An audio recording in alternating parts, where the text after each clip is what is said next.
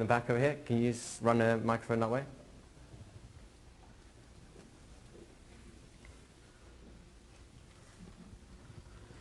I wanted to know, when you said you don't want to tell them about the experience, and afterward tell them they might have an issue that they want to deal with or something, how do you broach that subject?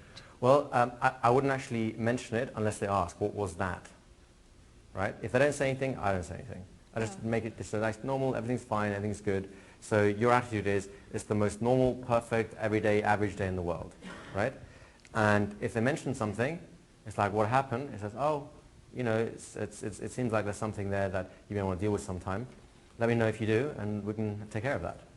Right? Okay. But I wouldn't actually mention what you heard, what happened. You won't say, damn, you were freaking out. You know, froth coming out your mouth.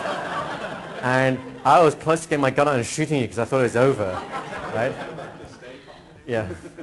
That would not be the best approach. But does that answer your question? Yes, thank you. Okay. Rashid? This actually brings up the real reason that I'm here again, as I mentioned before about the cancer patients. What I've noticed over the last 11 years of taking care of patients that have been told that they're going to, they've got 6 months to live, a year to live, or whatever. I call it the 7 toxicities in my belief system, the 7 toxicities, and those toxicities, if effectively addressed, there's no way chronic disease can exist. The 5th toxicity is the emotional psychological aspect.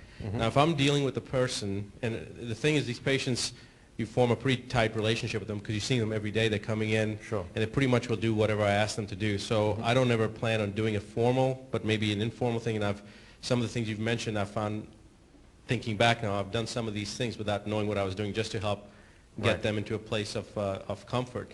But if you're going to deal with that 5th toxicity, how do you bring? I'm sorry? Day 4. On day 4, okay.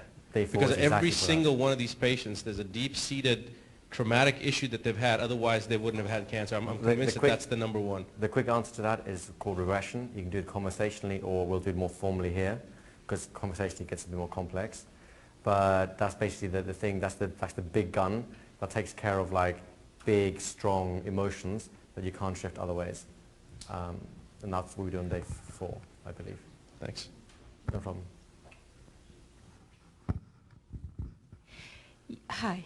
Hey. You said that you haven't had that many people go have an abreaction. Sure. But if you did have someone with an abreaction and you stayed calm and didn't touch on someone. She's good, isn't she? the next time they came in and they wanted to work on this issue, have you brought them back? Have you regressed them back? Have you tried to work on that issue? Okay, honestly, I've never had someone come back who want to deal with whatever they abreacted before. I've had people abreacting in mid-session, but it was part of what we were doing anyway, so I just rode that pony and took care of it.